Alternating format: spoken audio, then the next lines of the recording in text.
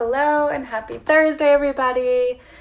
Bringing you the next pandemic artwork stories of the week, our weekly interview that we have with our artists that are featured in our collection. And today we are speaking with Kim Minicello about her piece called A Calming Influence. And we're really excited to learn a little bit more about this piece that's a part of one of her series. I'm going to give everyone a minute to join, and then soon we will be adding Kim in to learn a little bit more about her story and her experience during this pandemic. So thank you guys so much for joining this Thursday. If you don't know, we have one of these Instagram lives every single week with a different artist. You're able to go to our IGTV and look at all of the past interviews that we've done. And there's also a schedule for our upcoming interviews that happen same time every single Thursday, 12 o'clock Eastern Standard Time. So I am going to be sending Kim an invite. I see that you're in here. So just give me 1 minute and then we'll get started with the conversation.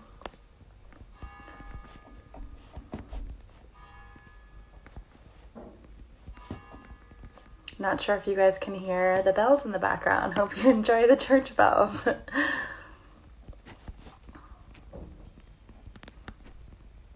I'm just adding a title to this and then we're going to get started.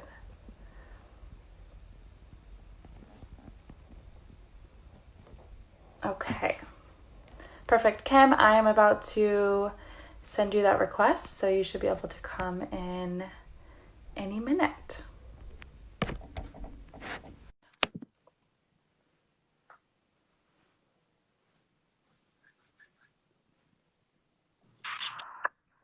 Hello. Hi. How are you Hi. doing, Kim? I'm good. Thank you. Thanks for having me. Of course. Thank you for joining us. I'm really excited to speak with you and meet you on camera. I know we've spoken Yeah, before. now we don't live far away from each other. Are you currently in Florida right now? I am from Florida, but I Okay. am currently living in Barcelona, so we're a bit of ways now. Oh, we are far apart then. Okay, I thought you were in Florida. So, Yeah, and oh, where are you based in Florida? I'm actually in Windermere, so on the southwest side. Yeah, of Yes, Orlando. Yeah. exactly. So the Yeah. gallery is in Is Longwood. in Wakai. Very close. Yeah. Yeah. Awesome. Well, I love your setup. The great background behind you. Thank you so much for Thank joining me. you. Um, and we're definitely going to talk about this piece, but I want to really just kind of like start from the beginning. I know that you've been creating for a long time and Yeah. not just painting. You've been doing Right. quite a lot. Yeah. So maybe if you could just kind of start with what first influenced you to start on your creative route and what you Sure. worked Yeah. through. Yeah. So I'm from actually a small town in northern Indiana. It was a very rural town. And, I could say I sketched and painted when I was little, which I did, but more than anything else, I always created things with my hands. So I was baking at a very, very early age. I was doing needlework at a very early age.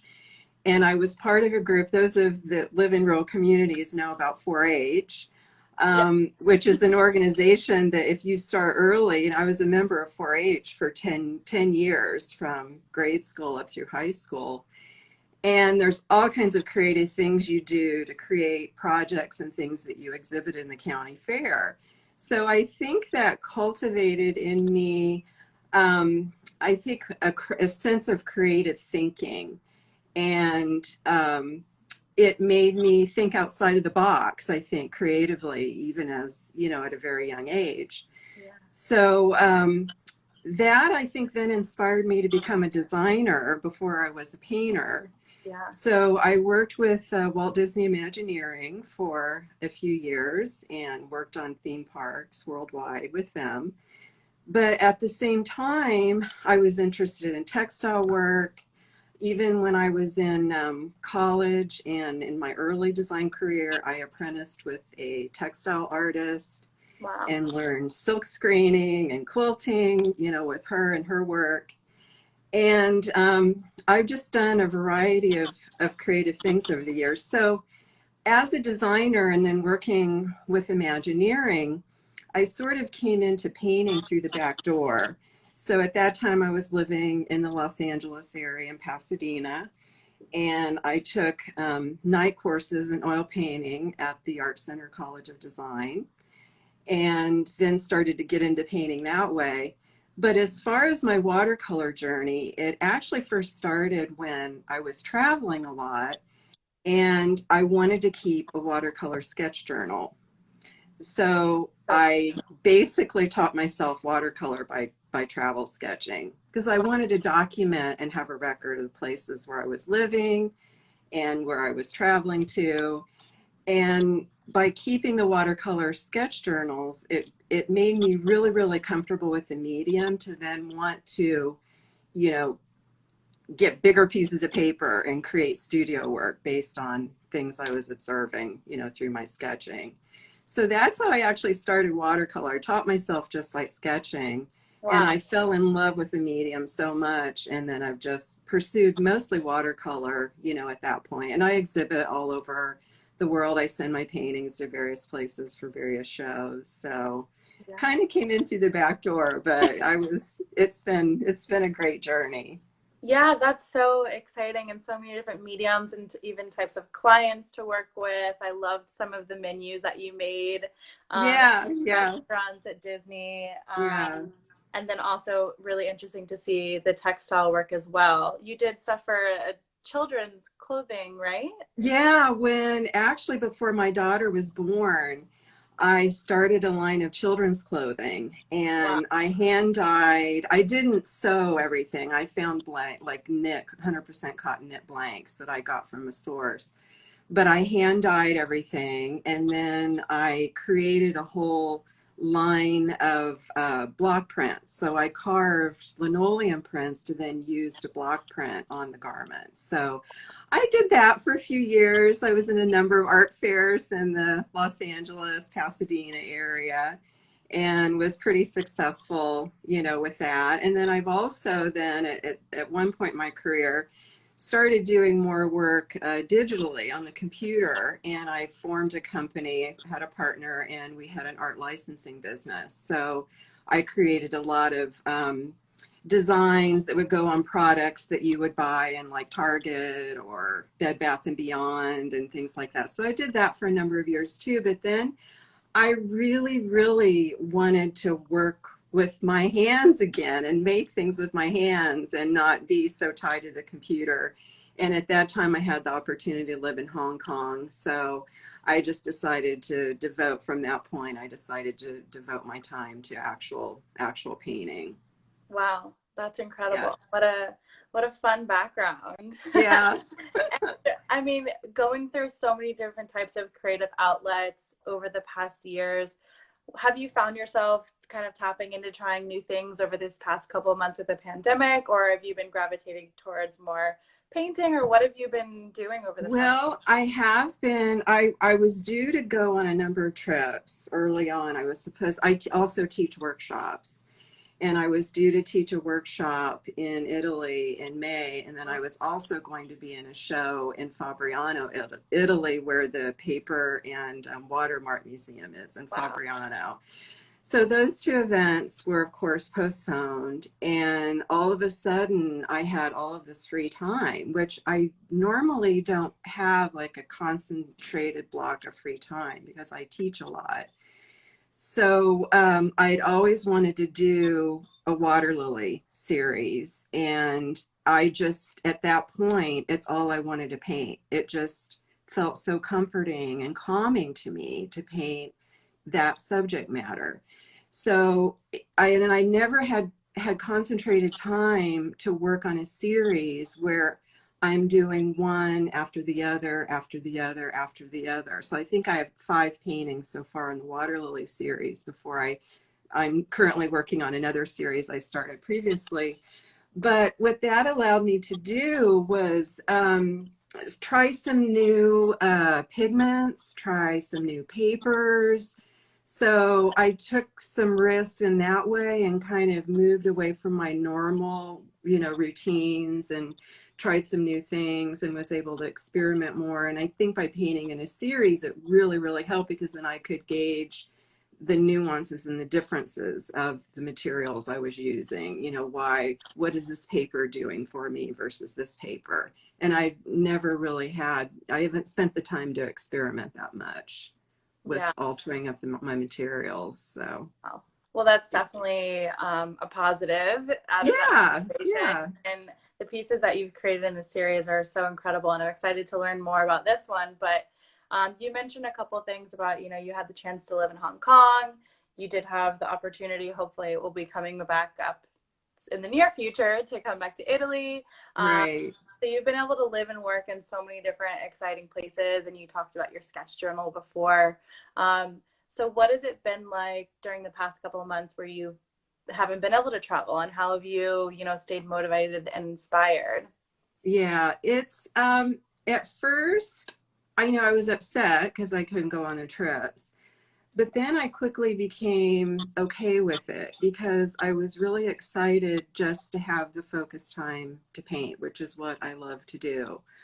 And I feel so blessed and fortunate that my artistic endeavors, can be somewhat solitary. I don't really mind that. I tend to be kind of a homebody anyway. So even though I love to travel, I still love, spending time at home. So that's been great to have that time. And I felt like that things just sort of slowed down. It was like I didn't hear traffic from my home. I didn't hear planes going overhead. I didn't really watch the news. I didn't want, that negativity to sort of infiltrate, my peace of mind that I was feeling like while everything just seemed to be quieting down. And I noticed just more wildlife around where I live, and it actually felt really good. But as you wore on, I think we all have gone through a little bit of fatigue, and I do miss not traveling. And I go through photos of, I have thousands of reference photos I've taken. So I kind of like armchair travel by just, looking at photos on my computer and thinking about new series I might want to, paint from some of those photos. So it is wearing thin on me a little bit, but like I said, I feel so blessed because I can do what I love to do. And other artists like dancers or actors, it's really hard for them to get involved with their craft right now. So I feel very, very, very fortunate. Definitely. Yeah. Yeah. Yeah, it's so interesting. And I'm gonna bring up your piece now. This is, here we go. Better faced. Yeah, I Um, have it behind me too. yeah, So now we got yeah. a double. I love it. It's so unique. I mean, there's so many different ways that you obviously got to approach it, but I love the background that you included and the bursts of colors, and it's just a really beautiful piece. And I love that you called it a calming influence. Can you talk a little bit about the inspiration behind this one in particular and the series in general? Yeah, I've been wanting, like I said, I've been wanting to do a water lily series for a long time, and I thought this is the perfect time. Mentally, that is all that I was drawn to want to paint. Um, and each title of the 5 paintings I have in this series sort of reflects, how I felt during, during the time I was painting each one. And I wanted them to, definitely feel like a series, but I wanted them each to be very unique. So I experimented with different formats. Some are vertical, some are square, some are horizontal. And I had also in some previous series that I've done experimented with some techniques that I used to do in my textile work. So I'm bringing some of those techniques that I used to do on fabric then into my painting. So each of the I've designed like a border kind of around each of the paintings. I wanted these to be special, not necessarily just painting, you know, a water lily scene that I observed, but I wanted some elements of design within each one. And so I've introduced, you know, the borders. And I was influenced a lot by, you know, the Japanese artwork that you see, you know, on scrolls, and when, you know, their paintings are mounted on scrolls. So I kind of borrowed, you know, graphically from that to integrate the borders in each of the paintings. Yeah, I can totally see that inspiration. That's Yeah. really interesting. Yeah. Love Yeah, a that. lot of my work is Asian influenced. I just love that culture, and I've lived there, and I use a lot of, you know, textile techniques too to incorporate Totally, those into my pieces. totally. Yeah. And I have been really loving following you on Instagram and seeing just how you break down each of your individual pieces. I mean, you mentioned you are a teacher, you do workshops, so it is kind of in your nature. But when it comes to creating like something like this, how do you approach a piece like this, where there's so much different detail, and then also adding in something like a border, like where do Yeah, you? yeah. It's actually, people don't realize, and I do teach this in my workshops. I go through a presentation on how I design and compose my pieces. And I think a lot of people are amazed at how much time I spend at the front end of a painting. And I love that. I love design. So that's almost just as much fun for me to design the work as it is to paint the work. So I pull together a lot of different reference materials, especially if I plan to do a series. I'm sort of planning the series ahead of time, you know, what photos are going to work for each painting. I may have sketches too that I've done that help in that design process. And I actually use Photoshop quite a bit as a tool. You know, with my background in doing licensing and doing digital art, I feel so fortunate to, you know Photoshop very well. And I design and compose actually in Photoshop, Wow. and work on, you know, the painting in my mind, and sometimes I'll replace certain elements or bring elements from one photo in to create a cohesive, you know, design. And from that point, then I usually, each painting is a limited palette, not always of the same colors every painting, but I try to hone in on maybe just 10 or 12 colors at the most that I'm going to use for that particular painting. So I'll go through swatches and I'll figure out, you know, what blues are going to be appropriate, which, you know, reds are going to be appropriate. And I plan all of that ahead of time. Also, sometimes I'll do a value map that I keep next to my, on my painting table, just to remind me of where I want my darkest darks, my lightest lights, and the design of the values going through the painting. So I do all that preparation, and then the Wow. drawing. Drawing is also very, very key. I can't stress that enough. I also started going to life drawing again weekly, just to, you know, keep my drawing skills honed. And so once it's drawn on the watercolor paper, I start painting. Wow. So, and then, you know, the whole process starts again when I work on the next one.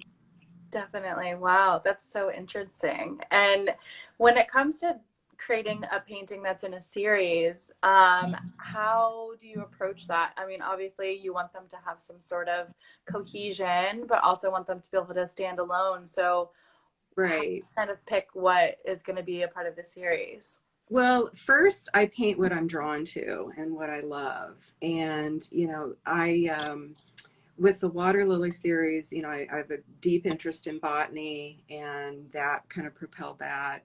I have a deep interest in Japanese culture, so I've done a Maiko or apprentice geisha series, and right now I'm working on a samurai armor series. So I sort of Oh, have a wow. vision of how these paintings will look if they're hung together. I kind of work on that, you know, in my head a little bit. And then I make a decision whether do I want all the paintings to be the same size and just alter the design a little bit, which is what I'm doing for the Samurai Armor series. They will all be the same size. They'll have basically the same design format, but then I'm altering the background and the armor, piece of armor itself. So each one will be different. But then other series, I kind of sometimes let the photo dictate what I feel like the design would be, or I'll crop a section of a photo. So I had, for my Maiko or Apprentice Geisha series, I wanted to do just felt like I had to do a square format.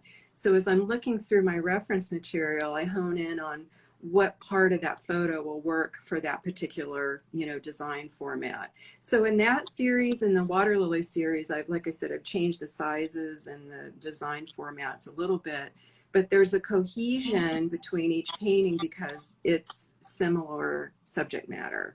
Yeah. Interesting. Very Yeah. interesting. And you talked a bit about the meaning behind this piece and obviously the name, A Calming Influence, but um, I'm sure you've made plenty of other art during this period as well, but how has this artwork kind of helped you during this time, and what are you hoping to kind of portray to the viewer of what this art means to you? Well, as I mentioned before, the Water Lily series, it's what I felt like I had to do. I think for my own mental peace of mind, um, it kind of grounded me and connected me. In a lot of ancient cultures, water lilies mean peace Mm-hmm. and they mean rebirth. And I know historically what we're all going through right now, we are kind of in a rebirthing process. We don't know what life is going to be like when we all come out of this, when it will be safe to move around freely again. And I think I had that on my mind, the whole time I was working on the collection. I almost exclusively listen to music while I paint, and I tend to listen to music that influences the subject matter. So in this case, I was listening to a lot of like classical music, Debussy, Satie, and by listening to the music and then working on the painting, I sort of I get into like a moving meditation. It's that flow that artists get in, and this series just allowed me to do that, and I think really, really helped, my peace of mind, considering all the chaos and the unknowns and things that were going on, related to the pandemic in general. That's so beautiful. I love Yeah, that. I could just picture you in your studio listening and painting water yeah, lilies. That's yeah. awesome.